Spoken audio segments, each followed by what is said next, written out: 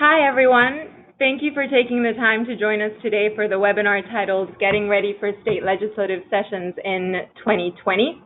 My name is Helena, and I'm with the marketing team here at Phone to Action.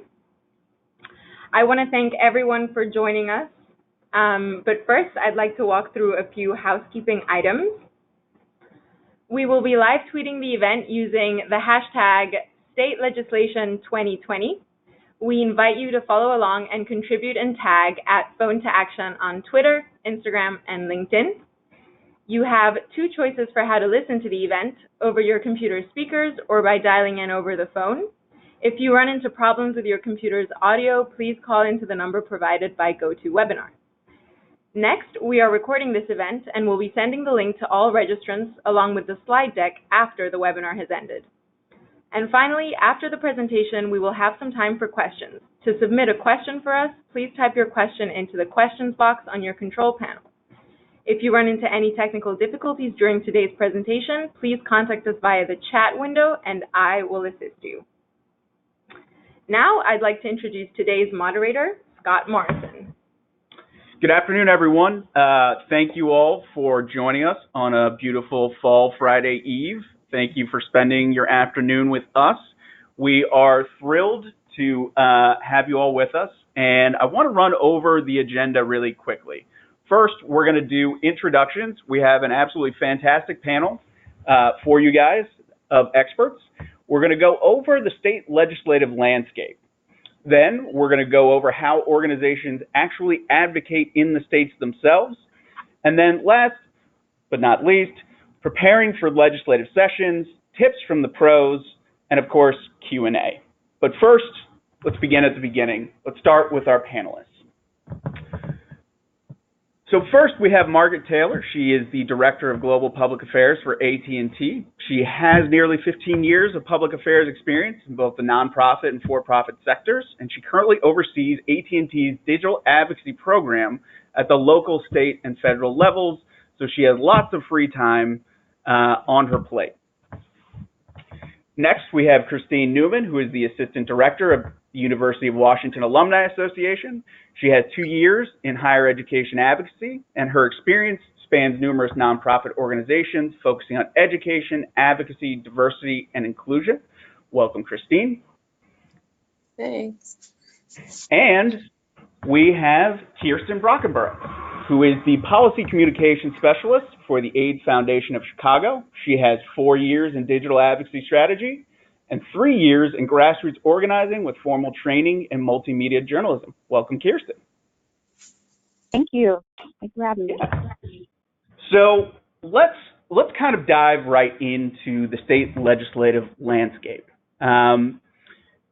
We want to focus on what are we expecting in 2020. We all see plenty of news about 2020 at the federal level and with the presidential election, but there is a ton of legislative sessions going on across the country. In fact, legislatures in 44 states will hold sessions, and most of these will start in January and be done in May.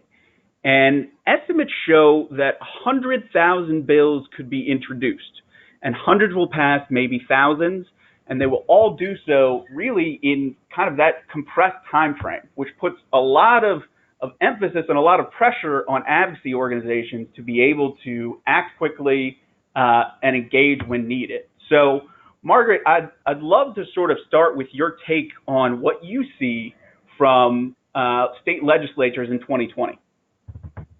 Sure. Thank you very much. When the first week of January pops up, it feels like a sprint, I think, for most organizations, and certainly does for us. And we do try our best to prepare in advance to make that as easy as a process as possible. However, I think we all know, no matter how much preparation you have, when you are looking at 44 states, plus your local activities, federal, and the fact that we're going to be coming into an election year, so news will be very heightened on key issues. It's really important to take stock of what is most important for your organizations. We do our best to identify, 3 or so key issues that impact us in a majority of states, or at least, across 10 or more. for example, this past year in Hawaii, we had 5 bills on one of our key issues alone. So then we really try and think about which of those is going to impact us the most. What can we live with? What's the hardest for us to get behind? And I think, when January kicks off, it's really important for you and your teams to really prioritize where you are most concerned about issues and where you're most excited about issues as well on the positive side. And then in states where you have things like where there are multiple bills of a similar bent, what is it that you can support and get behind? And that takes a lot of planning and certainly takes a lot of on the fly activity. But that's, as you're looking at that, that's a great place to start with you and your teams. And Margaret, when do you all start that planning process? Sure. So knowing that in January all of this activity is going to kick off, when do you all start? I would love to say we are always doing this all year round, but we've actually already started in the past couple of weeks some 2020 planning meetings across our state teams, and we really, look to our regional leads and state leads to say, hey, I'm seeing the same issue in my area as you are, and we're facing the same opposition or the same support. Let's get together and talk about what worked in 2019, 2018, and think about what we could do better in 2020 and what didn't we try and what might be resources and assets we need to ask for and onboard at the end of the year in Q4 before January kicks off. Right, absolutely. And Christine, what does 2020 look like from your perspective? Is it sort of in line with kind of what Margaret laid out, or is it somehow different? And when do you all sort of start your planning process for the session?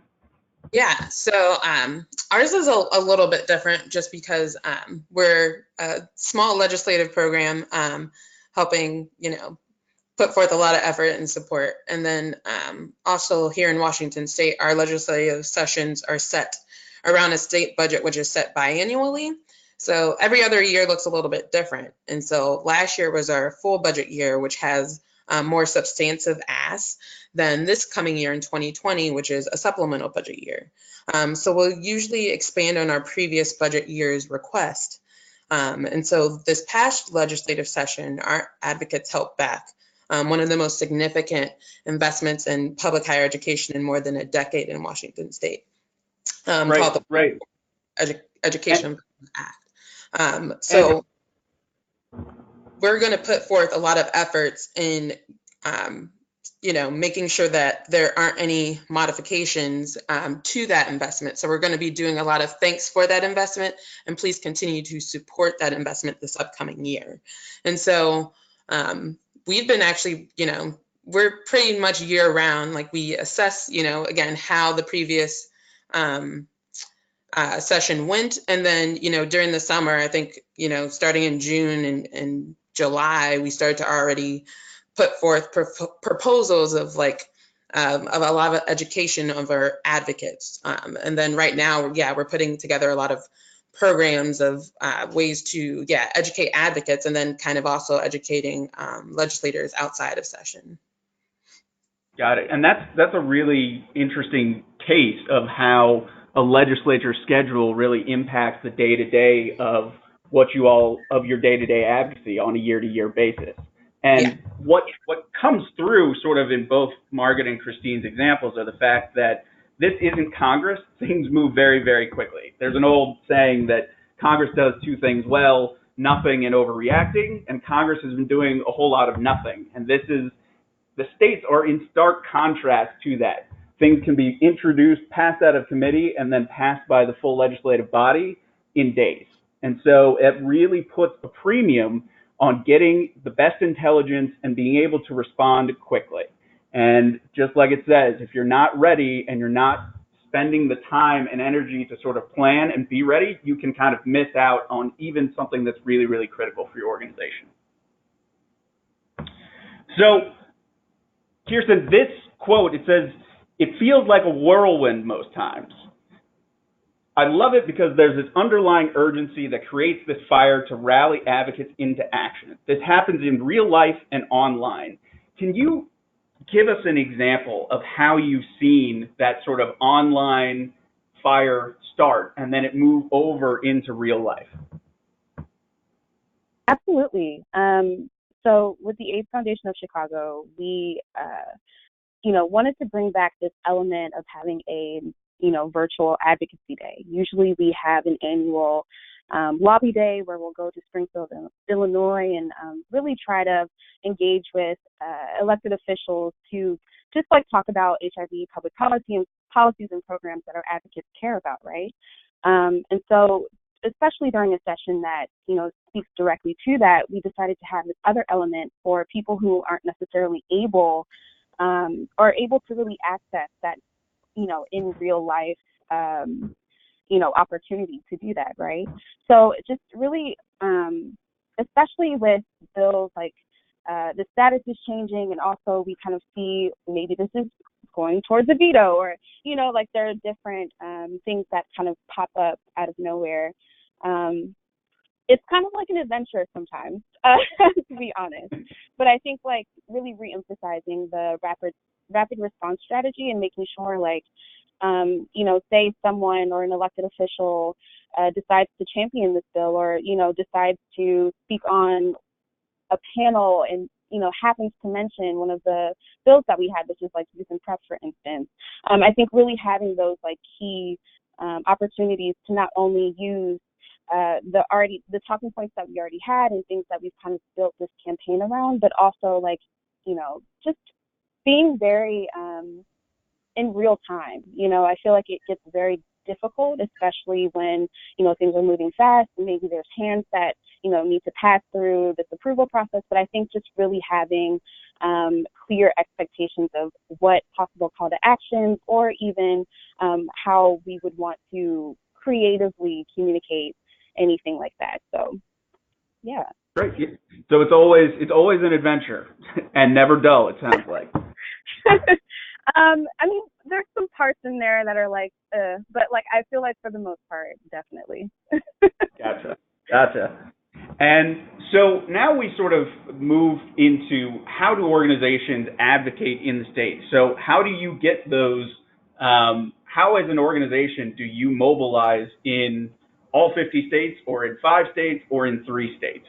And the key question is sort of what are the resources that you have at your disposal? Do you have state-based teams? Do you have statewide chapters? Do you have statewide coalitions that you can either direct or subtly urge to act on your behalf?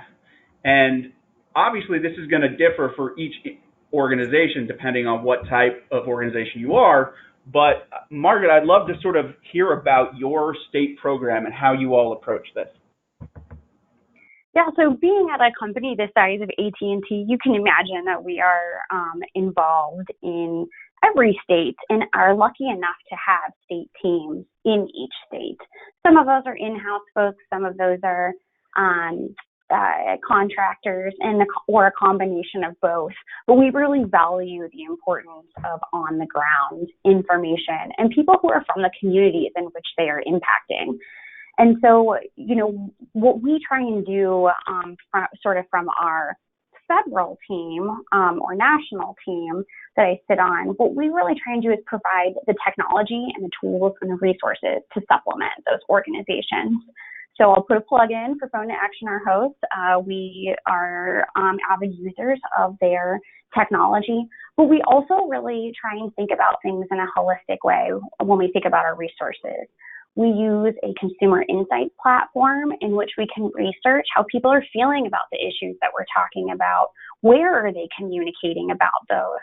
Are they likely to take action on Facebook, or are they more likely to show up at a town hall meeting? We want to meet constituents where they are, and we want to be able to educate them about our policy positions in a way that they want to hear it. We also, do use some digital advertising from time to time on issues of importance to us, or to maybe communicate about what we're doing in the community on a corporate social responsibility project that directly relates to a policy issue. We are a company that provides services in all 50 states and beyond, and we know that we have a responsibility to tell people what we're doing, why we're advocating for it, and how it impacts them. Right. And especially I can imagine that's critically important given that you are advocating in all 50 states and beyond. So you're trying to sort of, I can only imagine the challenge of trying to sort of meet people where they are, not only geographically, but also sort of there are, differences in regions between the countries, and how do you meet those people where they are? So that's really an interesting challenge that you all deal with. Christine, I'd love to hear sort of your perspective and how your organization approaches, the resources that you have to deploy and how you deploy them. Yeah, so UW Impact is the University of Washington's Alumni Association's legislative advocacy program. So our efforts are very focused specifically in Washington State and how it impacts our students and citizens here. And so we work closely with a lot of our Washington State higher education stakeholders. But here in Washington State, we're limited in using state funding and state resources. So we really have to be careful also in how we engage with our on-campus public university colleagues. But we do also, we don't want to overlap in a lot of mixed messaging when we go down to our state capitol to lobby or to advocate, on our issues. So we do work with the Higher Education Coalition here in Washington State year round to track that information and kind of get a hold of the drumbeat around higher education. But then UW Impact, we also have our own advisory legislative advocacy committee. And this is a group comprised of active alumni from the University of Washington and community members who have an interest in higher education. And we really utilize them to represent the interests and perspectives of our UW alumni statewide. And they also assist us in the creation and implementation of our work. And then we engage with this group and our other stakeholders, typically monthly outside of session, just doing monthly check-ins, again, getting a hold of that drumbeat. And then in session, we'll pick up the frequency and maybe, tap into them weekly, send email updates. It's just a lot more frequent. But we do have a number of different stakeholders that we engage with very on the local level, especially because in Washington, it's like a Western Washington and an Eastern Washington over the mountains. So you have to be very thoughtful about how you're engaging across the state. Right, and that's a great example of how even within one state, the messaging and meeting people where they are can be vastly different from one side of the state to the other, let alone, one side of the country to the other. Those challenges, they may be smaller in geography, but they're still very real challenges that your organization faces. And I also think it's fascinating. Again, I can only imagine the challenge of, working with so many allied groups. That can be a big challenge too, because you're not necessarily always going to be 100% aligned. And that takes a lot of effort and relationship building and constant communication to be able to sort of organize and stay on the same page. And like you said, kind of keep the messaging consistent throughout when you're going to advocate. Yeah, definitely. So one way organizations of different sides can advocate is by using digital tools. And that, an organization can be a large multi-state organization down to a small 3-person shop. Digital tools, as we all know, are a vital part of the way we all communicate and frankly interact with each other. And on the advocacy side, there's a bunch of different tools, but the primary ones that we've found folks use are grassroots advocacy via text message. And what makes text messaging so powerful is the fact that we find text messages have an open rate that's 3 times higher than email on average. And that phone number, if you can get it from your advocates, is really, really sticky, because most of us loathe the idea of changing our phone number. And that's anecdotal, but sort of more on sound statistical footing, most of us don't change our phone numbers. And so if you can grab that phone number, you are getting something that person is unlikely to change. Email, of course, is still a huge part of grassroots advocacy. It's something that can be a really powerful tool, and it's something, if you think about, we all rely on our email every single day in our personal lives, let alone in our work lives. And then, of course, social media. Facebook lead ads, using Facebook ads of paid posts, promoted posts, let alone Twitter and all the other avenues, social media platforms, can really be powerful tools. And they offer the opportunity for folks to be really creative with ways to engage their advocates. So, Kirsten, I'd love to kind of hear, you mentioned before a little bit about sort of a virtual advocacy day, and I'd love to hear a little bit more about what that looks like and how you get folks involved who aren't able to physically be at your advocacy day. Absolutely. So when we approached this virtual day, of course, we wanted it to essentially just have like this sort of build up and then this like climax of, people just one day emailing, like doing a phone, like a phone call, and really just like contacting legislators, and even just going to the landing page, which houses all of the campaigns and the information that each one kind of holds. And just really like emphasizing the importance of why we need to have this, and doing it in a way that's not only visually pleasing, but also in a way where, we can make it where you can just press a click of a button and you've done a call to action. You know what I mean? I feel like just really eliminating a lot of steps when it comes to really like any sort of digital advocacy tool, right? And so, Right. So we decided to have it a little bit before, like I want to say a month before our actual in-person day. And, we pretty much did all of those three buckets you mentioned. We utilized majority email and social, and also just using text message as a tool to kind of remind people, hey, this is happening, like, are you excited, etc. I mean, it's not as sexy as we had it, but like that's kind of like the gist of what it was. Right. And really just making sure to really just build this, like, I was talking about urgency and this fun and playful sort of like feel. I think that's something that we really tried to do, not only with like our visuals, but just with our language and making it very accessible. I think lastly, I'll just mention, like, I think when it comes to the HIV sector, we have a lot of tradition, especially when it comes to organizing or any advocacy. And I think, really just switching up the images is something that sounds so small, but really just huge. And also, like, when we talk about HIV, just making sure to, like, just kind of, like, switch up the language where it's definitely person first. Just really, like, turning this kind of, like, tradition that has been built and this legacy to kind of change it into something a little bit newer. And that was something that I feel like was a success.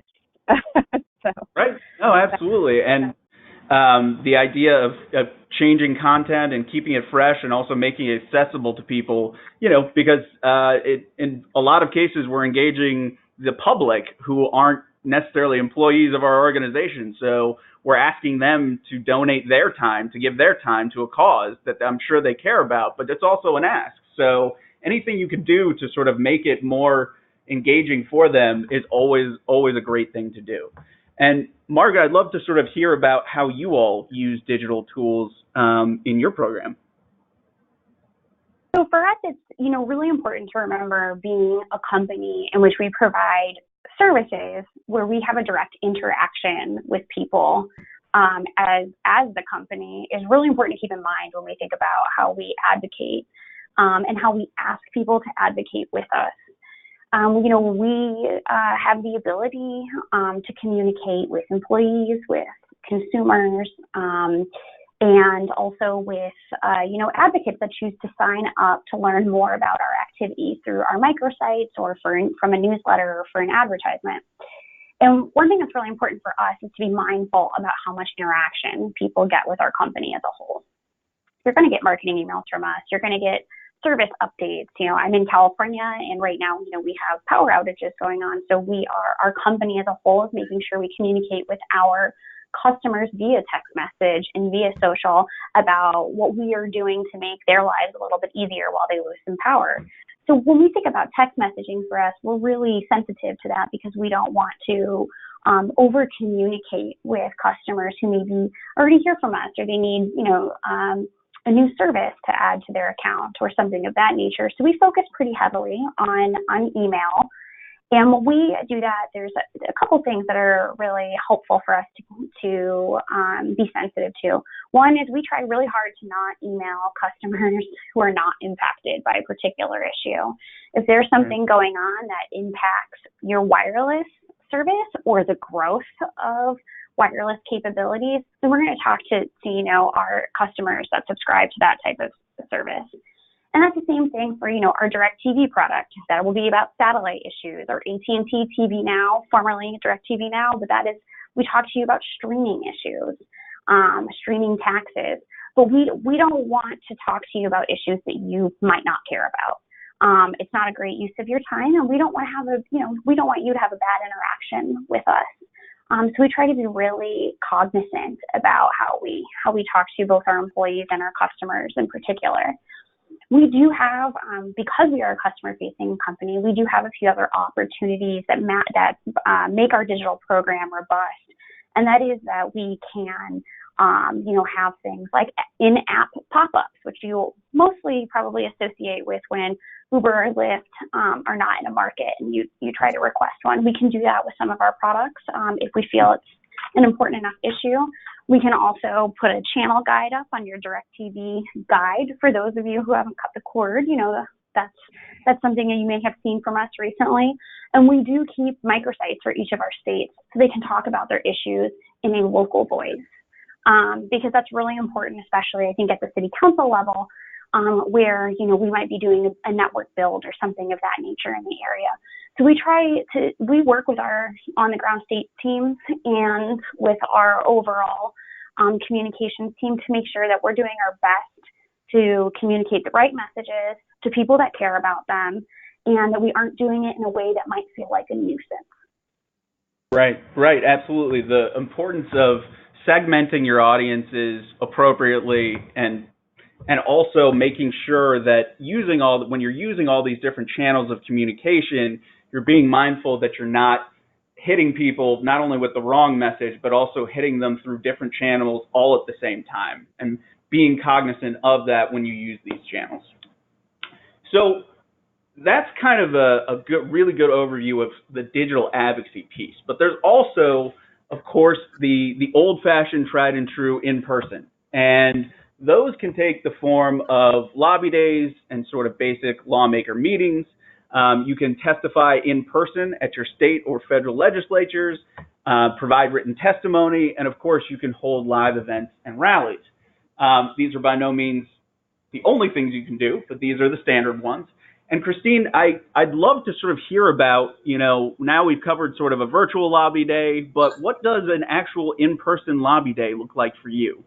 Yeah, lobby days are a lot of fun just because they're just so active. You usually have a highly group of engaged advocates on your issue that you can bring down to talk with their lawmakers.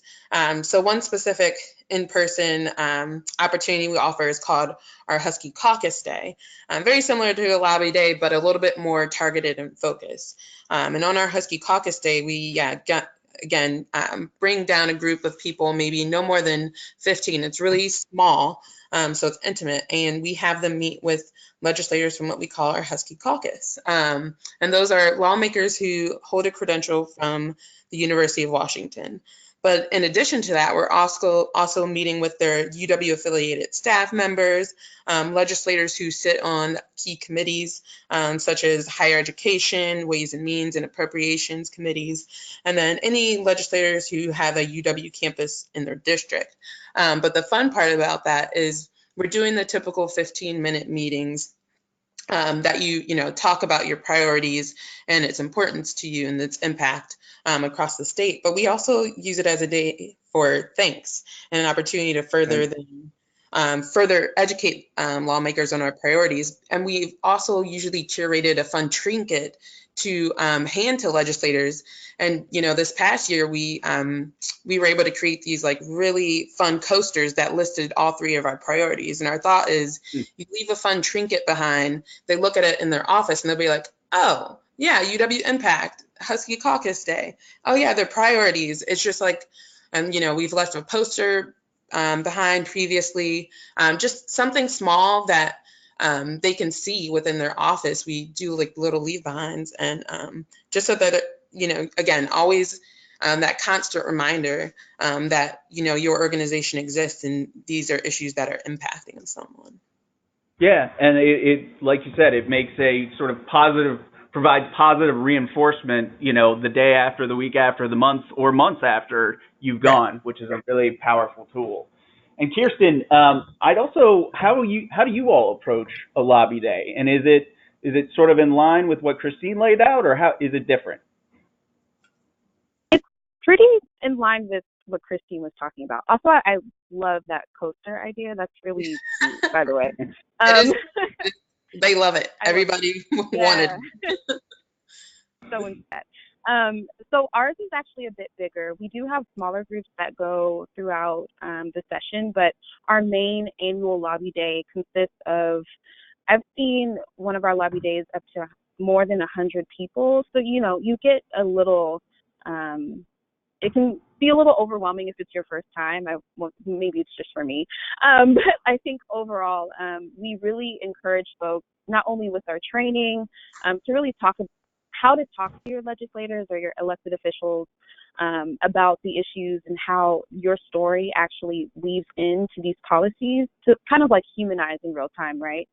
And then also, having like group leaders who are advocates, who have been seasoned, and have done this quite a few times, and just really showing the younger or possibly just the newer advocates how to kind of like approach elected officials and just kind of give advice and tips. And I feel like that's something that has really been impactful for people.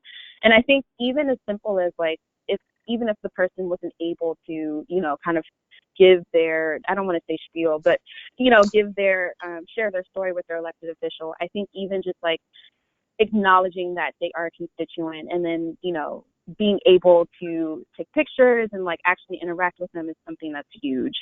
And then usually we'd have like a guest speaker.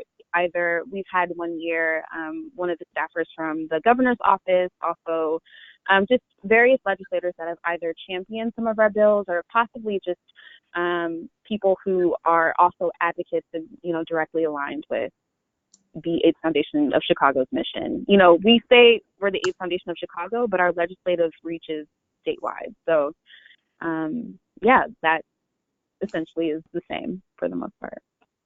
That's great. And that need for preparation and, making sure that the folks that are out advocating for you are prepared to tell their stories, to humanize it, just as you said, because those stories are sort of what resonate with us just as people. Statistics and numbers and facts and figures are all really, really important. But certainly from our experience, if you can capture someone's attention with a story, you can do a lot of good. But to that end, in preparation, you need to be prepared for your state legislative session. And you've heard all of our panelists talk about how they a little bit about how they've set their priorities. And, a lot of this is sort of basic blocking and tackling, so to speak, but you have to stick to your priorities. And that sounds like a very common sense thing that everyone knows. But from what you've heard from our panel, plus the fact that there are 44 state legislatures having sessions that are passing bills and holding hearings, there's a lot going on. And it can be tough to stick to your priorities, but it's essential. So you obviously want to make sure that you have your organization's leadership bought in to your priorities. Make sure if you have state field teams or you're coordinating with other organizations on these issues, that you've had those conversations and sort of set the plans. If it's a part of your organization, conducting polling, doing surveying, using sort of consumer information and understanding the messaging, kind of like Margaret was talking about, and how to reach out to people where they are. And then, of course, reviewing what worked last session and what didn't. So you can sort of take those lessons learned from one session to another and then move forward with best practices. So Kirsten, I think you have a particular example about immigration that resonated. Absolutely. So AFC, or the AIDS Foundation of Chicago, we are involved in statewide coalitions. that involves, including immigration law and, immigration policy, and also just like kind of things that intersect, right? So we really, I think when the concentration camps started coming to, the migrant camps started coming to Chicago, we really didn't know, it was part of our priorities, but I think there was just, we didn't quite sketch out what our expectations were, or like exactly how we wanted to approach this, especially as being an organization focusing specifically or mostly on HIV public policy and programming. So I think like really just figuring out, okay, or strategizing, how do we still talk about it, or possibly, have it where it intersects with our issues, or even just like speaking out about it, but in a way that like shares other organizations that we work with, and kind of like uplifting or emphasizing, rather than like, coming from a place of this is our idea and our ideals, so more of in the support role. So I think with certain priorities, just making sure you know where your role is, and also like really questioning how your organization shows up for that in that conversation, possibly. Mm-hmm. Absolutely. And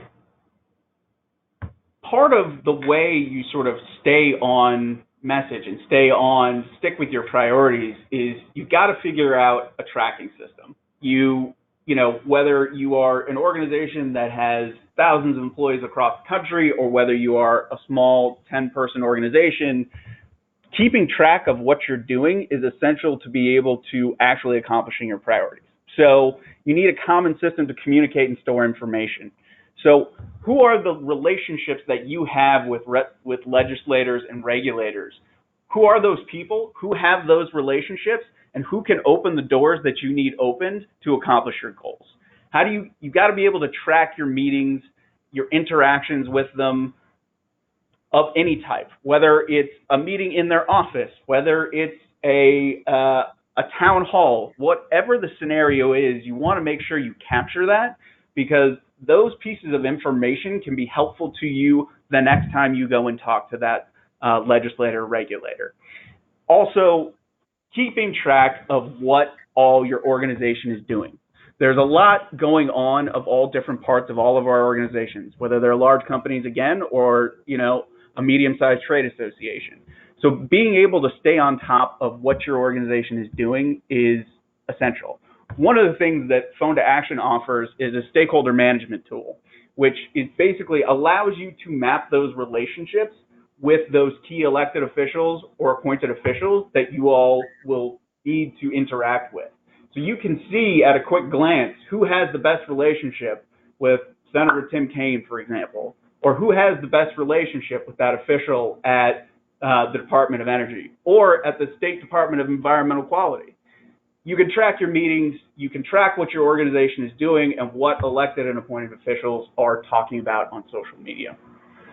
And Margaret, you had a particular example of using Trello, and I was wondering if you could tell us a little bit about that. Sure. So our digital advocacy team uses Trello to keep track of all the requests that we have come in. And so for those that aren't familiar, Trello is a project management tool that is web-based. And even if it's not something you're thinking about using for work, it's a great way to keep track of restaurants you want to try, all sorts of different things for your personal life. But in our AT&T life, what my team does is we create a card. They're all color-coded for each request we get from all of our state teams. So whether that's to send out an educational newsletter, whether that's to get an advertisement up, maybe it's to send out a mobilization. And on that card, that allows us to assign activities to individuals that might be impacted by it or are part of the team in getting that approved or mocked up. It includes the ability to have check marks for, did it go to your local legal team? Did it go to your court comm team? Whoever needs to review it. We obviously have a very robust review system, being a larger company. And so we want to make sure that we're not missing any of those steps as we go along. And it also allows us to make sure that we are staying on time and on track as much as we can. And that also gives you the ability to see that all in a calendar view. So we are able to take a look at our week, look at vacation calendars, look at state legislative sessions and say, okay, what do we have to get done today? What has to be done this week? And how do we match that up against what we know are good email open rates for us and get everything scheduled on the right time? So it's been a really great tool for us to use for both our consultants and for our internal team. And then the last thing I'll say that we kind of use that's a little bit different, but most people have access to, is if you are a Windows user, we do have calendars that are kept in Outlook that we have individuals subscribe to across our team, and that includes a full state legislative calendar calendar in Outlook that you can click on and showcase. And what we do is we have those for federal and state, and then kind of events that we're watching, and then you can export all of those together in one master calendar every week into a PDF for your immediate team, so everybody knows that you're on the same page and what's happening for the week. So it's kind of a nice workaround if you're an Outlook user still, and Trello is a great way to supplement the project management piece. Gotcha. No, absolutely. And no, as a G Suite user, I will not do an advertisement for Google, but the point being, you can use all of these tools, multiple tools together to provide the sort of centralized repository of knowledge and be able to coordinate amongst your different teams or amongst one another throughout, whether it's your office or the entire country. So the other thing for sure is not only having people coordinated, but also have those advocacy communications pieces ready to go. So make sure your materials are in order before you run off to do a lobby day or a Hill day or just an informal meeting.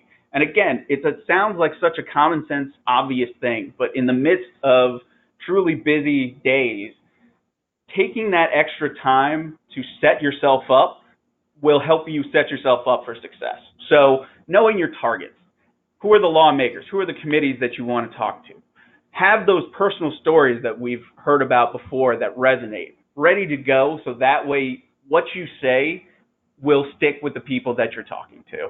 And having tight, effective messaging and calls to action when you're engaging your advocates on your behalf. And as we talked about before, make it easy for those folks to take action as much as possible. And of course, to hammer it home again, the more you do in advance, the better off you are. And Christine, you had an example of your higher ed survey that you all put out that I was interested in hearing some more about. Yeah, so every 3 years at UW Impact, we administer a higher education opinion survey to our alumni members.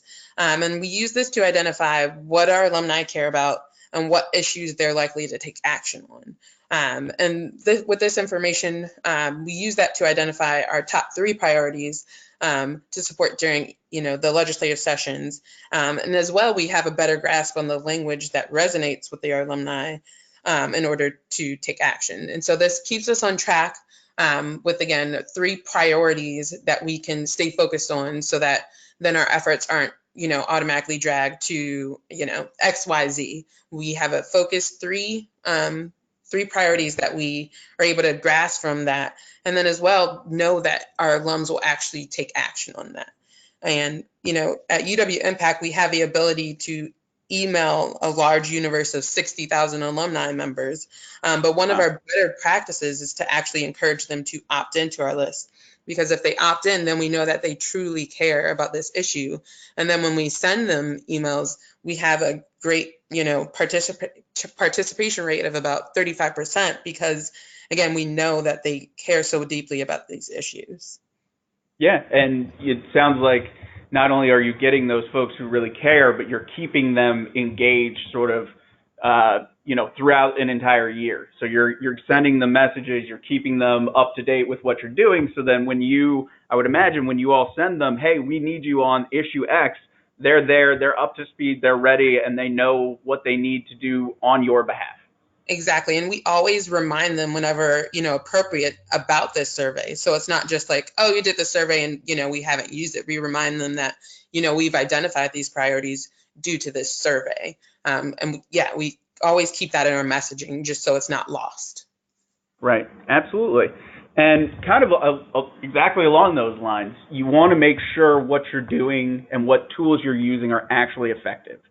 And making sure that when you use these different channels, whether it's text messaging, which as we've talked about can improve campaign performance, or you're using SMS short codes and custom keywords to move people to action, or you're using sort of a stakeholder management tool to sort of track your interactions, that reporting piece and being able to show actual conversions, which is ultimately what in digital grassroots advocacy we want, make sure you take the time to actually do that sort of after action analysis to figure out what is working and what is not, because everyone's advocates are different.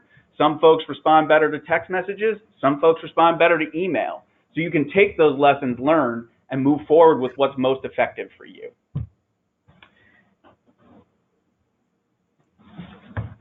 And so, Kirsten, you have this great quote that says, it's great to have the experience of being on a team who's committed to trying new ways to advocate. And it sounds like you all do a lot of unique things to sort of try to get your folks motivated, to keep them engaged. And I'd love to hear sort of what exactly what are some more different ways that you're trying to do that? What are things that you're doing? Absolutely. I think when it comes to the digital sphere, being, more gung-ho when it comes to gung-ho, wow, being more excited about trying video, like really switching up the format, especially when it comes to talking about issues that are very complex. I think, when we collaborated with the policy team and really just like understanding these issues, we've had like some people just like join our videos and, really like explain issues that have to do with like Medicaid D&T boards. Like, what does that even mean? I don't know. And then like, being able to really just make it personable. We've tried podcasting in the past, which has been pretty decent. I feel like we've also just really tried to really just try to, we want to make sure that we want to make sure the audiences that we're talking to are people that really will really are the populations or communities that we want to uplift, right? And I think that in a way we're doing that is, collaborating with other organizations that may be, smaller or, doing work directly within the organizations that we serve as well. And I think like especially when it comes to, communities such as trans women, also like when it comes to Black gay men like when it comes to like Latinx men, for example, it is important to really have people who are at the table who are able to make these creative decisions to do these videos, also just to communicate in a way that's relatable and culturally competent underline and something that's interesting and engaging for people to join in on. So yeah I would say absolutely. Yeah. No, and the idea that you need diverse voices at the table to bring in general, let alone having those diverse voices when you're creating content, to make sure that you're speaking to all of the different communities of supporters that you have out there, which is definitely critical. I can also add as an addendum, adding just also going to the tables of people who might not have that platform. I just want to add that part because I think if you're able to do that, you need to be there. So that's all I have. Thank you. No, of course. That's a really good point, and something that all organizations really need to keep in mind, that not all communities have access to the types of platforms that we do, and when we're trying to build grassroots movements, we need to make sure we're speaking to all of those communities, whether they have a seat at the table or not, and especially for those that don't necessarily have a seat at the table. In sort of preparing for those conversations and setting up those communications, you want to make sure that your teams of folks of whatever size or whatever scope are ready to go. And there's a lot of different things that you can do to sort of make sure folks are ready, but sort of those education sessions prior to whatever event or activity you're going to have are so, so critical. So whether it's before a lobby day and you're getting your folks up to speed on the issues and getting them their stories, helping them tell their story about how these issues impact them, it's so, so important. And it's hard because you're scrambling. I know I used to lobby and set up lobby days and Hill days as well. And there's so much going on. It's hard to carve out that time, but it really, really is important to sort of get folks teed up to ensure that they're successful and they have a good experience, which is also another part of being a good sort of, whether it's member care or whether it's the general public that you're engaging. And Christine, on those sort of education and mobilization lines of advocates, how do you all sort of get the general public and your alumni members set and ready to go? Yeah, good question. Like you kind of alluded to, we have a big session opener. So a week ahead of each session, we host what we call a legislative preview. And at this event, alumni, students, legislators, friends of the University of Washington, and higher education advocates across the community and across the state are invited to gather to discuss a timely topic impacting public higher education. And on the stage, we usually bring legislators and higher education dignitaries together in a moderated conversation. And again, this happens right before session to get everybody just educated and pumped up, ready to go.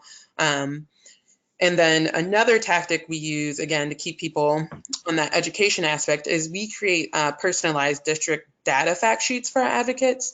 And this is based on their legislative district. And it's a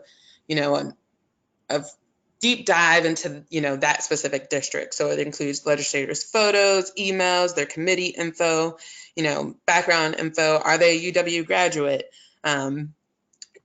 And then, just general facts like how many alums are in that district, how many students, current students are in that district. So we love, providing as much education ahead of time because, again, that it's easier to kick people off as the session is going if they have that basic background information on our. Right. Absolutely. And your quote right here nicely segues. We go in ready with a plan, but we're always ready for late changes. Yeah. Can you give us an example of a late change that's happened to you out in the field? Oh, yeah. Which one? So last year, we go in with a communications plan every session. And last year we had a bunch of templates highlighting one priority every other week and phone to action ready to go. But then we got late breaking news that we needed to thank the House members for their support of the Workforce Investment Act. This is prior to, its official naming. But we needed to thank the House members because we got word that they were supporting it. And we needed to target the Senate and be like, please follow the members of the House and support this measure. And so that was completely different communications plan than when we, had ready to go. And we had to, completely reframe our messaging and even, some of our, our targets. So we had to target, different messages to the House and to the Senate. Yeah. So the importance of planning, but also being nimble and being willing to accept that things are going to change and be able to sort of rally your folks in the direction they need to go when you need them to go there. Yeah, be prepared for best case scenario, worst case scenario, and in between, definitely. Exactly, and that's actually a great tip and leads nicely into our section on tips from the pros. So, Margaret, your quote, I rely on my field teams to share what they need. There's, like it says, there's no substitute for local expertise, whether it's a member of your state team, a coalition leader, a supporter, what have you. It pays to have eyes on the ground. And Margaret, I know you had mentioned that you have, lots of folks on the ground. Can you tell us a little bit about how local expertise plays in for your work? Yeah, it's funny is I think one really important thing about local expertise that can help you stick to your priorities is is what you're seeing online or maybe in some earned media coverage noise, or is it truly the sentiment that's happening? And as much as technology and media monitoring and many things can help provide a baseline for you to decide if you need to look into it, it takes a person on the ground who knows what's going on to really tell you and say, hey, that's just, three really loud individuals. We're going to hold on engaging too much until, the next committee hearing or something of that nature. Or they can also share with you and say, hey, the issues that don't impact us on the ground are taking all of the oxygen out of the room. And this is a really important thing we need to get done for our particular issue this year. So we need some help supporting our team getting more noise about that and educating people about why our policy issue might be the most important. So technology and monitoring tools are a supplement, in my opinion, and our individuals who have been experts in their communities for many years provide the color and also the calming effect that you often need when you're extremely busy. Right. And it sounds like local folks can sort of help separate the signal from the noise. And what can seem like a big sort of problem, that local person or group of people can kind of provide the context that sort of what may be a serious issue down to, well, maybe not, and maybe it's not as a high a priority as it once would be. And Kirsten, I love this quote about humanizing your issue. I would encourage folks to get into the practice of humanizing public policies and how they translate in the real world. I think it's easy to get caught up in technical language and concepts that can be inaccessible to regular people. I would love to hear an example, if you have one, about how you and your organization have done this. Absolutely. So for 1 year, we were focusing on open enrollment, right? Well, each year we focus on open enrollment. I think, so what we decided to do was a video, and we had asked different people from like our sister organization, Howard Brown Health Center, and just like through other community-based organizations who focus on open enrollment. And we just really had a frank conversation about what does it mean and why does it matter, especially for Black and brown people and people who don't necessarily identify as being a cis hetero person. So really just having like a very easy real world conversation, and I think also just seeing how, integrating stories about how, open enrollment is important, and also like there are some drawbacks. So just being very real about what it may look like and why do we advocate, during our sessions that essentially, focus on Medicaid and also just our healthcare in Illinois in general. So I think like, when we talk about, especially when it becomes like legislative session, we have all of these like policies, just this wonky language that I feel like we try to like water down a little bit for people to understand on the general level, but even still there's this like context that we still have that possibly someone at like the base level does not, right? So I think like just really incorporating stories, especially, we work with our advocates from ASAP, which is like, advocates that are from all over the state who focus on sound aid policy.